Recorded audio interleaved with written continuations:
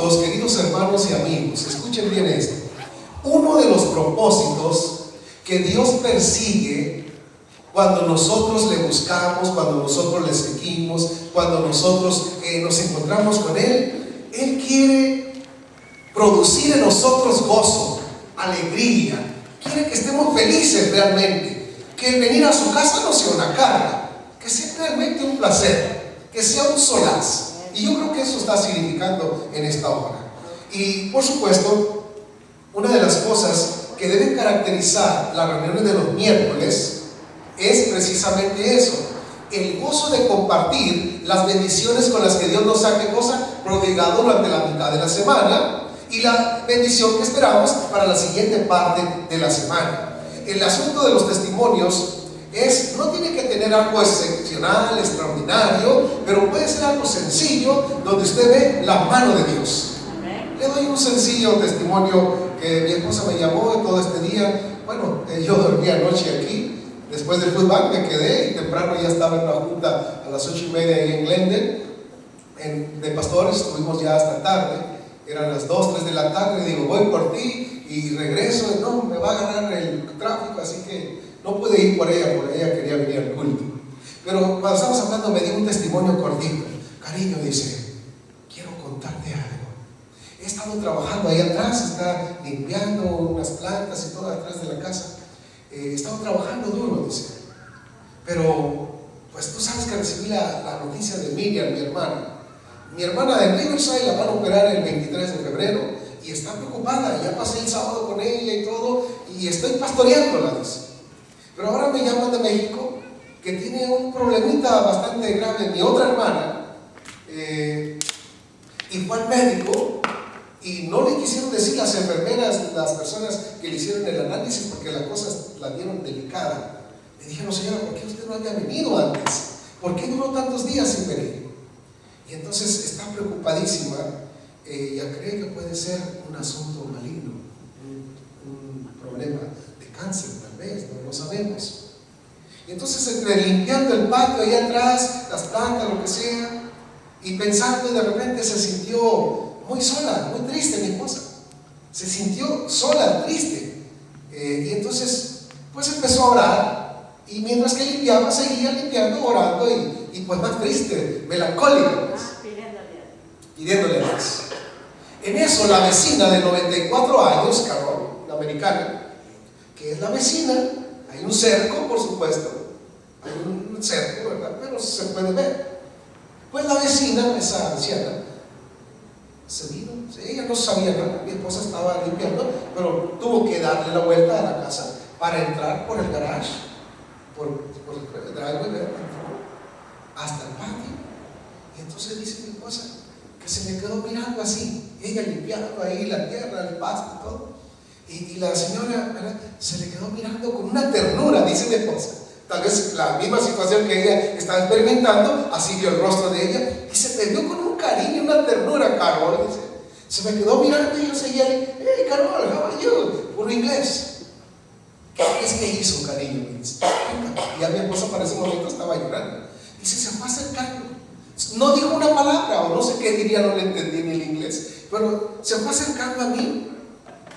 Y a 1 metro más o menos, le dice, take it easy, tómalo con calma, refiriéndose a qué, al trabajo que estaba ella sudando. Pero ella captó el mensaje espiritual. Take it easy, tómalo con calma, tranquila. Dio otros pasos y yo, ok, Carol, dice. Pero yo estaba con ese sentimiento de tristeza, melancolía y todo. Bueno, dio otros 3 pasos y me abrazó. Me abrazó, dice. Nunca lo había hecho. Me abrazó, se quedó abrazadita a mí.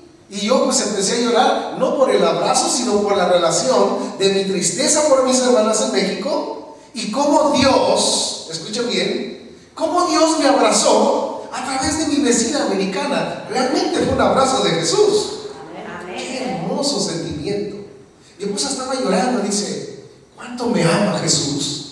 Es tan real como que estoy tocando este púlpito. Jesús es real, hermanos.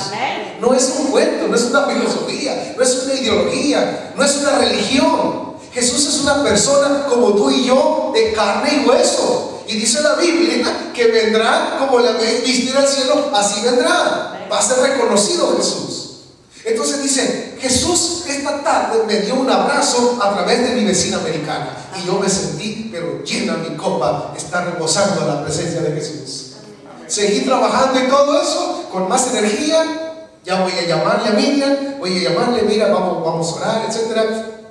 Sea lo que te diga el médico, estás preparada para lo que venga. Lo que hemos aprendido desde niños, sabemos que cuando vengan vicisitudes, vengan noticias tristes, estamos preparados. Estamos tranquilos. ¿Por qué? Tómalo con calma. Esa fue la palabra. Tómalo tranquilo. No te desesperes. Y mis hermanos queridos, cuando dije hace rato que uno de los propósitos que Dios persigue es que seamos felices en sus caminos, Él ha ideado, Él ha diseñado un aspecto en la vida del creyente que lamentablemente ha estado olvidado. Hemos hecho oído sordo. Pero si nosotros fuéramos atentos a ese plan diseñado por Dios, gozaríamos de más placer como miembros de la iglesia. En realidad estaríamos más que felices si lo hiciéramos. Vamos a ir a la Biblia, Hechos 8:26, si son tan amables. Voy a pedir que alguien me ayude a leer de repente, por favor. Hechos capítulo 8, versículo 26. Yo voy a leer el 26, vamos a ir hasta el 40. Así que voy a leer dos textos y me callo. Si nadie lee, pues yo seguiré leyendo, pero voy a darle chance. Dos versículos. Dice, usted puede leer uno o dos, pero dos por lo menos. Dice, un ángel del Señor. ¿Quién dice? Un ángel del Señor habló ¿a quién? A Felipe. Un ángel del Señor habló a Felipe diciendo, levántate y ve hacia el sur por el camino que desciende de Jerusalén a Gaza, el cual es desierto. Vaya que el ángel conocía el territorio, conocía la geografía, conocía el mapa, conocía el terreno. El ángel conoce dónde nos movemos. Dice, levántate y ve hacia el sur por el camino que baja de Jerusalén a Gaza, el cual es desierto. Entonces él, Felipe, se levantó y fue. Y sucedió que un etíope, un extranjero, un eunuco, funcionario de Candace, reina de los etíopes, el cual estaba sobre todos sus tesoros, había venido a Jerusalén ¿a qué? A adorar. No era judío, era un etíope de otro país pagano, sin embargo era seguidor de Dios, de seguro. Entonces dice que vino a Jerusalén a adorar. 28. Volvía sentado en su cama, leyendo el libro ¿de quién? Del profeta Isaías. Y el Espíritu Santo, primero, ¿quién le habló a Felipe? Era un ángel. También, escuchen bien, hermanos. El ángel le dice, Felipe, ve al sur por este camino que va a Gaza, es desierto, y etc. Y después que él obedece, no sabe a qué. Yo no sé a qué voy. Solamente estoy obedeciendo lo que el ángel me dijo. Yo sé que es un ángel. Y si es un ángel, Dios lo mandó. Así que yo voy caminando. Y entonces dice, se acerca el siguiente mensajero. Y el Espíritu, ¿quién es? El Espíritu Santo. Dijo a Felipe, acércate y júntate a ese carro.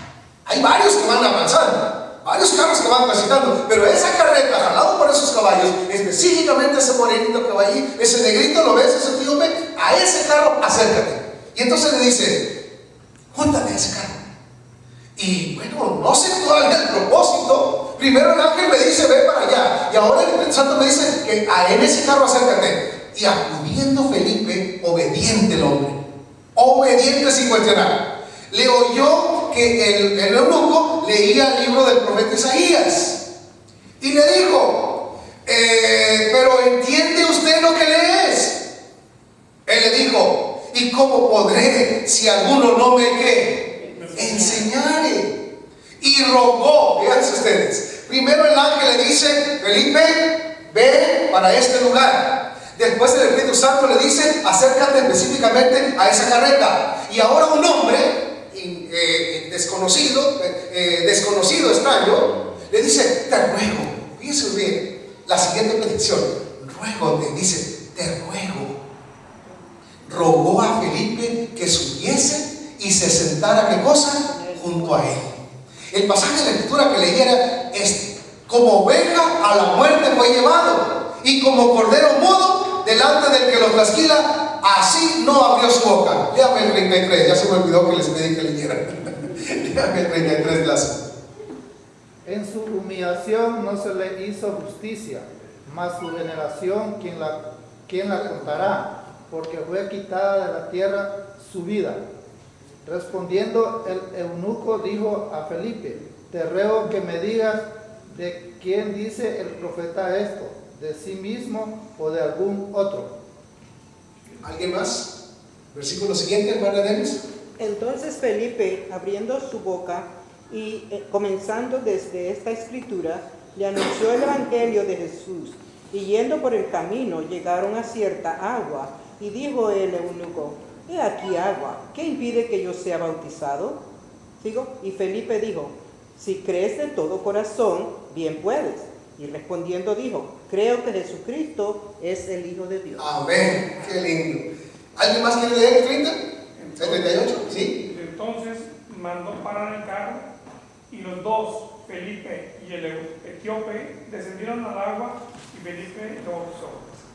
Cuando subieron del agua, el Espíritu del Señor arrebató a Felipe, y el eunuco no lo vio más, y él siguió su camino gozoso. Gozoso de su camino. Pero Felipe, dice, se encontró en Azoto, y pasando anunciaba el evangelio en todas las ciudades hasta que llegó a Cesarea. O sea, como ya voy de regreso, de pasadito voy anunciando el evangelio en este pueblito, en esta aldea, en este rancho, en esta ciudad, hasta que llegó a su lugar de destino de regreso. Interesante, hermanos, interesantísimo. ¿Qué nos dice este pasaje, hermanos? Los ángeles están hablando todavía. ¿Qué dije? Ellos no han perdido el don del habla. Los ángeles todavía están trabajando, porque son mensajeros que constantemente están llevando y trayendo mensajes. Constantemente los ángeles están hablando. A la par de eso, el Espíritu Santo, sus susurros, sus tranquilos vocecitas nos están sugiriendo, nos están diciendo algo. Y las personas también, de una u otra manera, nos están rogando, así, rogando. Estuvimos con la hermana allá el domingo pasado, antepasado, dando el estudio allá con Margarita y Xiomara y sus dos hijos, y nosotros le dijimos así, Margarita y Xiomara las visitas con Chely y la hermana Cerda y un servidor, y le dijimos así, ya que nos veníamos: muchas gracias, señora Margarita, Carlos, Omar, Xiomara, gracias porque nos permitieron, así, nos dieron el privilegio de entrar aquí a su hogar para abrir la Biblia y enseñarles. ¿Y saben qué contestaron? No, dice, al contrario, pastor, para nosotros es un gran honor que ustedes hayan venido, dedicado su tiempo desde lejos, desde allá hasta acá, para abrir la Biblia y que nosotros nos gocemos en la palabra. No, dice, gracias a ustedes, ustedes son de los que están haciendo el esfuerzo. Gracias, es una alegría muy grande. Ahora que fueron con el hermano Mesa, les prepararon un banquete por ahí, contentas las personas de que le estaban compartiendo el evangelio. Hermanos, los ángeles de Dios siguen susurrando a sus hijos para que hagan esto, hagan lo otro o hagan aquello. El Espíritu Santo sigue diciendo mensajes a través de la palabra o a través de algún susurro, a través de una impresión en oración. Y las personas siguen rogándole a los cristianos: pasa a Macedonia y ayúdanos. Por favor, cuéntanos. Dinos, oiga, usted es cristiano, usted es una persona diferente, yo veo algo diferente en usted, así nos dicen, ¿sí o no? Esos ruegos que quieren que nosotros le demos un testimonio de cuán grande amigo hemos encontrado en Cristo Jesús. Y queridos hermanos, este pasaje a mí me dice bastante. El plan que Dios ha diseñado se llama precisamente esto. Dios desea, hermanos, que nosotros agarremos nuestra Biblia y le digamos a nuestro hijo: hey muchacho de 12, 13, 10 años, siéntate, hijo, vamos a estudiar la Biblia juntos. Oh, mamá, yo quiero mi juego, mi videojuego, mi película, ni lo que sea. No, así como tienes tiempo para eso, hijo, necesito que dediquemos tiempo, un poquito, a que Dios te hable. Y te aseguro que te vas a hacer feliz. Y entonces usted le abre la Biblia a su hijo, le abre la Biblia a su hija. Y cuando menos piensa el gozo de su hijo, le va a decir: papá, cuando ya se va a dormir: mami, ¿qué pasó, hijo? Cuando me estabas leyendo la Biblia, no sé, aquí dice, sentí chiquillo, sencillo, ¿verdad? Así como que yo estaba muy contento. ¿Me puedes seguir leyendo la Biblia todas las tardes? Sí, hijo, ¿cómo que no? Es la palabra de Dios. Tiene el poder misterioso, maravilloso y real de causar gozo, de causar alegría en el corazón. Es solamente la lectura de la Biblia, hermano. ¿Cuánto y más cuando se la explicamos, se la diseñamos, se la ilustramos de una manera excelente? Dios quiere, hermanos, así como lo oye, que las personas que conocemos la Biblia la abramos al vecino, a la vecina, al familiar, al amigo, y le digamos: mira lo que he encontrado, de una manera sencilla. No tienes que ser un experto, un pedagogo o un tremendo maestro. No tienes que ser, solamente tienes que amar a Jesús, amar su palabra y abrirla, y la misma palabra se encarga de lo demás. Los estudios bíblicos tienen su estructura, tienen su historia, tienen su cuerpo, su estructura, ¿verdad? Sin embargo, vamos a ver algunos detalles que quiero compartir con ustedes, hermanos. Unos pensamientos al respecto. Escuchen este pensamiento. Dice: por todo el mundo se necesita un revivamiento en el estudio de la Biblia. ¿Qué dije? Por todo el mundo. Eso nos abarca a nosotros también. Se necesita un revivamiento en el estudio de la Biblia. Escuchen esto.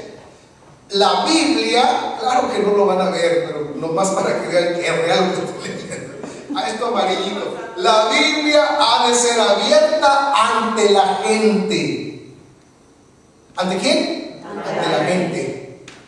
Y la Biblia tiene poder, hermanos. Pero usted tiene que decidir abrirla a la gente. Escúchenlo esto.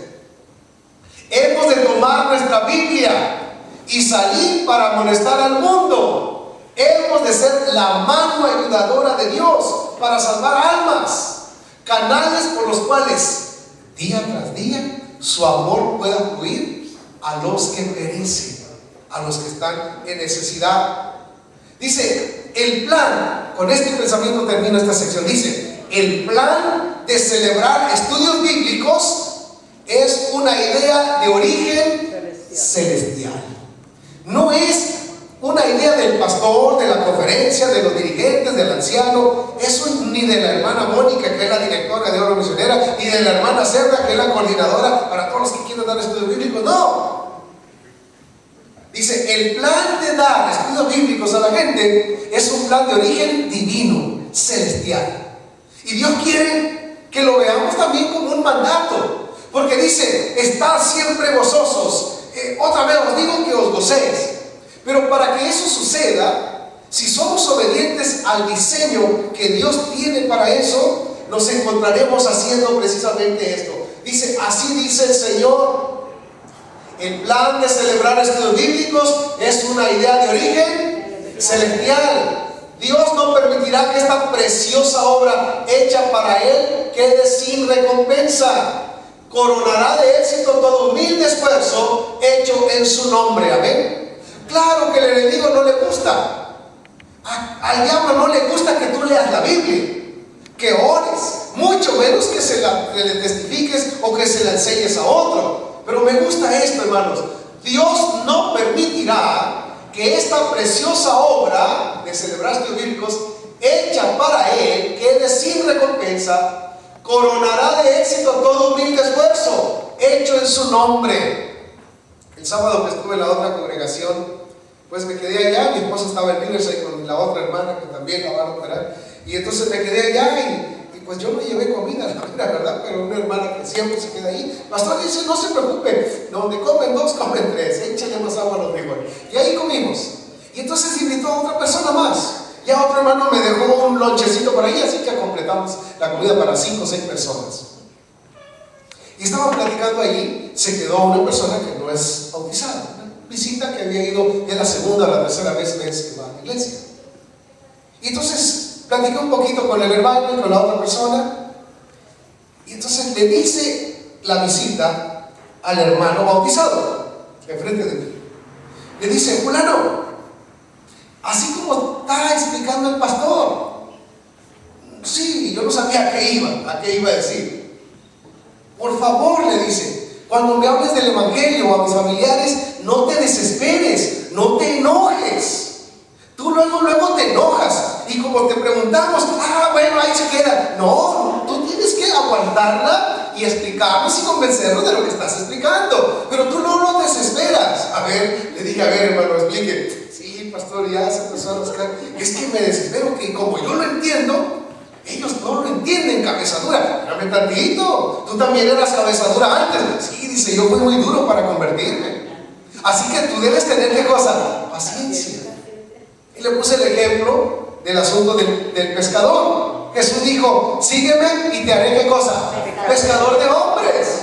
Y sabes que el pescador, una de las cosas que tira el anzuelo ahí, no, parecía que picó. Ya, ahí está paciente. Ay, yo me aburriría de estar allí. ¿Sabe qué? Mejor vamos a comprarlo allá en la pescadería y listo. Pero ¿para cuándo vamos a con esto? No vamos a morir de hambre contigo. No pescan ni un resfriado, le dice. Sí, dice, es cierto. Y le pidió disculpas ahí. Sí, perdóname. Dice, siempre con el invito, sí acepta. Dice que yo estudié la Biblia y ahora que lo invité, quería llevar una visita a la iglesia, pastor. Y él me aceptó. Ok, entonces acéptale el consejo. No te enojes. No te enojes cuando le hables. Y dice, es que yo sí me enojo a veces. Debe tener cariño, aún con esas situaciones que a veces somos imperfectos como obreros bíblicos. Dios todavía lo va a dar éxito para la gloria de su nombre. Amén.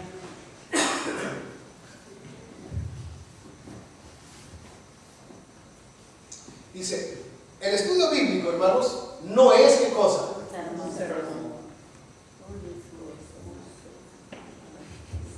No es, bueno, no es, ahí está. Dice que no es un sermón, no es tampoco un discurso, no es una tesis, una entrevista, ni una disertación. ¿Qué es un estudio bíblico entonces? ¿Verdad? ¿Qué es un estudio bíblico? Dice, es la enseñanza de un tema bíblico a través de preguntas y respuestas. La Biblia usa este método, ¿está bien? Preguntas y respuestas. Voy a pedir que alguien me busque Salmos 34:12, si es tan amable.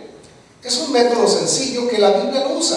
Hace preguntas para tratar de llegar a profundizar un poquito el pensamiento del hombre y que pueda razonar un poco más profundo. 34:12, ¿quién lo tiene? Por favor. ¿Quién es el hombre que desea vida, que desea muchos días para ver el bien? ¿Y cuál es la respuesta? Guarda, dice. Guarda tu lengua del mal y tus labios de hablar engaño. ¿Qué más? Apártate del mal y haz el bien, busca la paz y sigue. ¿Se dan cuenta? Eso es un estudio bíblico. La pregunta, ¿cuál fue? ¿Quién es el hombre que desea vida, que desea muchos días para ver el bien, que sea feliz su familia, su matrimonio, que su hogar esté contento? ¿Quién quiere esto? Pues todos.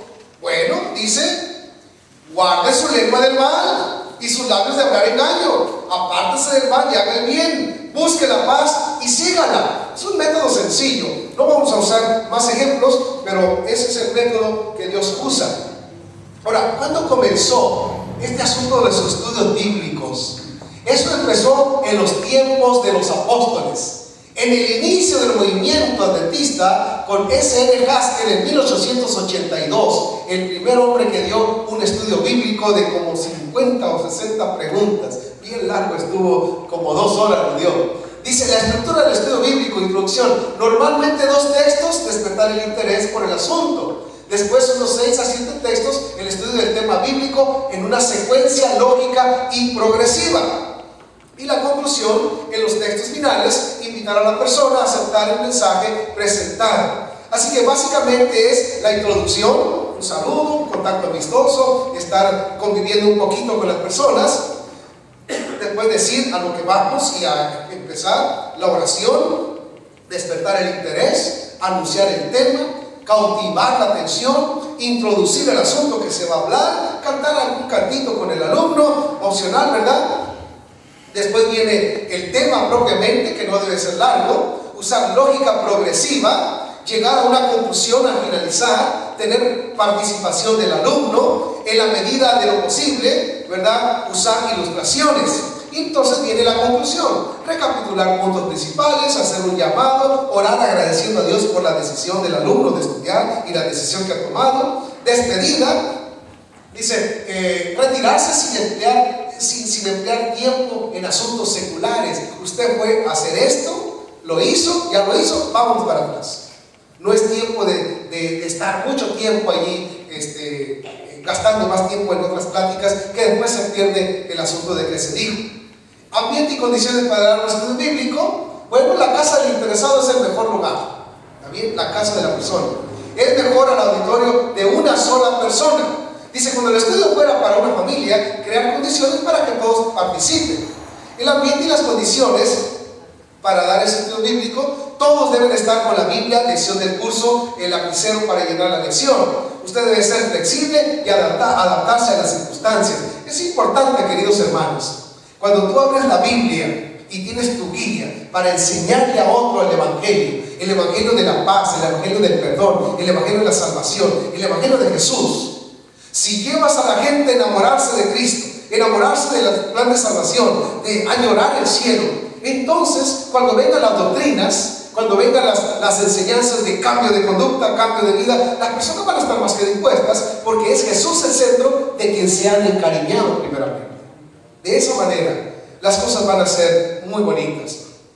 El estudio bíblico es una oportunidad que Dios nos da a nosotros de compartir sencillamente su obra. Dice, efectuando trabajo de casa en casa, dando estudios bíblicos en el círculo de las familias, el obrero puede obtener acceso a muchas personas que están buscando la verdad.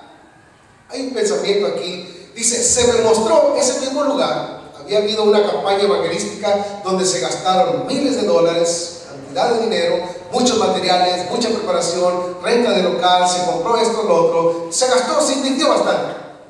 Y la gente empezó a querer asistir, pero empezaron los enemigos a hacer rumores contrarios, con éxito, de tal manera que la gente dijo, no asistieron a las reuniones.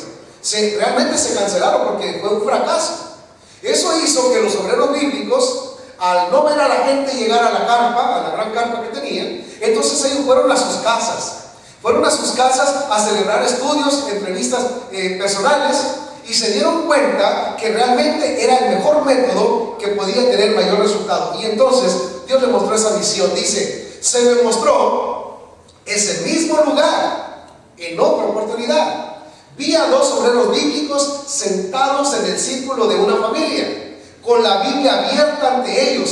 Presentaron al Señor Jesucristo como el Salvador que perdona el pecado. Sus palabras fueron habladas con frescura y poder. Se ofreció una fervorosa oración a Dios y los corazones fueron enternecidos y subyugados por la influencia dominante del Espíritu de Dios. El Señor dice, ve por los caminos y por los vallados y fuérzalos a entrar para que se llene mi casa. Estos obreros que tuvieron gran éxito, dice, no se jactaban, sino que eran humildes, contritos de corazón, dándose cuenta siempre de que el Espíritu Santo era su suficiencia.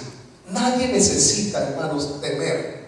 Nadie necesita tener miedo de ir y ofrecerle la oportunidad, el privilegio que la persona le dé de abrirle la palabra de Dios. Nadie necesita tener miedo. Por eso Jesús dice, no temas, yo estoy contigo. Mira que te mando que te esfuerces y seas valiente. Uno de los elementos que más obstruye el camino para miembros de nuestra iglesia que testifiquen y que aguerridamente hablen del Evangelio es el miedo. Y también la comodidad, la pereza también, la flojera, ¿para qué? No, ¿qué caso tiene? No, ahí pasarla, ahí la llevo tranquilo. Y Dios ve desde arriba, como tú ya estás en el barquito, ya estás en el arca, ya está tu nombre escrito en el libro de la vida, ya estás tranquilo. Pero, ¿qué pasa con tus amigos, familiares, vecinos, camaradas que están todavía en el océano de qué? En el océano de la perdición. Ellos necesitan que tú también los jales, les tires el salvavidas y los jales para la isla donde está sólido y que ellos no se ahoguen en el océano del mundo en destrucción. Cada uno de nosotros, hermanos queridos, necesitamos pedirle al Señor que nos dé ese ánimo. A veces los pastores tenemos esa sensación, y déjenme decirlo, hermanos, de fracaso. Una sensación de fracaso como líder espiritual, como pastor de la Grey, en el sentido de que no hay frutos, muchos, la asistencia de la iglesia mengua, la participación de la iglesia está un poquito indiferente. Entonces, ¿dónde está el meollo del asunto? ¿Dónde está el secreto? Y oramos y le pedimos a Dios su dirección. Y dice, Dios le revela, Elena de White escribió, dice, la mejor ayuda que un ministro puede dar a su iglesia no es sermonearles. Dice, dejar de sermonearles y plantearles planes de acción, plantearles planes de trabajo misionero. Cuando el hombre y la mujer experimenten el gozo de ver la alegría en el rostro de las familias que ellos están evangelizando y de verlos ascender hacia la pila bautismal, de que el bautismo de que están aceptando a Jesús, esas personas que yo evangelicé, Dios me usó, ese gozo nadie se lo va a comparar, nadie se lo va a quitar. Y una vez que han probado eso, él va a seguir probando, va a seguir experimentando, porque el gozo de la salvación transmitido a otro y ver la alegría de esa persona que realmente está feliz es la mayor satisfacción. Hay un jovencito en México, creo que en México, le llaman el pequeño héroe. La noticia salió hace poco, no recuerdo el nombre del chichito, 10, 12 años, no sé qué país, ahorita no me acuerdo qué país, pero un jovencito, 10, 12 años cuando más, y salió una noticia de que el pequeño héroe salvó a algunos bebés, a algunos niños, ¿sí se acuerdan? ¿En México? ¿Verdad? Y salvó a unos bebés, algo así. Y entonces le hicieron la entrevista a la televisión y cómo te sientes, y etcétera. Que le iban a arreglar la casa a su mamá para que ya no sea una casa tan pobre, bueno, lo que sea. Pero cuando le hicieron la pregunta, le dice, el jovencito contesta en la televisión, dice, yo no quiero que me paguen nada. Lo único que yo quiero es lo que es suficiente para mí, ver el rostro, la alegría de las personas salvadas, las personas ayudadas. El beneficio de las personas es la alegría, que ese es mi mayor pago, el ver el rostro feliz de personas que pude ayudar. Un jovencito de 10 años entendiendo el verdadero motivo del servicio genuino, hermanos. No es en la recompensa monetaria, material, sino el gozo, el placer de ver la paz, la felicidad en esa persona que puede ayudar. Y qué hermoso, hermanos. Jesús no fue un masoquista, no fue un enfermo mental que quiso ir a la cruz. Yo voy al Calvario, ¿cómo que no? Me encantaría ir a la cruz. No, dice la palabra que su cuerpo se resistía a ir al Calvario. Y Padre, dijo en el Getsemaní, si es posible, aparta de mí esa copa, ese vaso amargo, si hay alguna otra manera, pero que no sea como yo quiero, sino como tú quieres. Y el Padre, silencio, porque Dios estaba en Cristo reconciliando al mundo para sí. Y la tercera vez oró lo mismo, Padre, si es posible, aparta de mí este vaso, pero que no sea como yo humanamente quisiera, sino como tú. O sea que Jesús fue a la cruz, hermanos, por amor, no por un enfermo mental, sino consciente de lo que estaba pasando y lo que le iba a pasar. Y sin embargo dijo, yo quiero ir hasta la última consecuencia con tal de salvar al hombre que crea en mi salvación. Y aun cuando el hombre no crea y algunos no lo disfruten o no lo aprecien, de todas maneras, Padre, yo quiero morir por el hombre para que todo aquel que en él cree no se pierda, mas tenga vida eterna. Amén. Porque no envió Dios a su Hijo al mundo a condenar al mundo, sino para que el mundo sea salvo por él. Y dice la palabra, hermanos, en Isaías, que él fue lacerado, fue lastimado, fue golpeado. Dice, todos nosotros nos descarriamos como ovejas, cada cual se apartó por su camino, mas Jehová cargó en él el pecado de todos nosotros. Afligido y angustiado no abrió su boca, como cordero fue llevado al matadero, y en medio de la destrucción que quedó calladito. Pero también hay una parte donde dice el mismo capítulo, pero dice, cuando viene redimido, verá el gran linaje, verá la gran multitud de los redimidos, verá el linaje y será en su alma, dice, fortalecido. O sea que lo que le llevó a Jesús, hermanos, la visión panorámica de ver a las multitudes incontables, dice Apocalipsis, una multitud que no se podía contar. Esa multitud, al presentársele a Jesús un panorama, mira, miles y miles aceptarán tu sacrificio, miles serán salvos por tu sangre, miles, vale la pena, Jesús. Entonces dice, al ver la recompensa, la salvación eterna de esa familia, de esos niños, de esos matrimonios restaurados, de esas personas restauradas, dice, al ver la salvación de esas multitudes, recobró energía en su corazón, y dice que su gozo, dice la Biblia, y puso su rostro como una roca que se llama pedernal, y puso su rostro como un pedernal hacia Jerusalén. Iría hasta la última consecuencia del Calvario, salvaría a la humanidad para gloria del Padre eterno.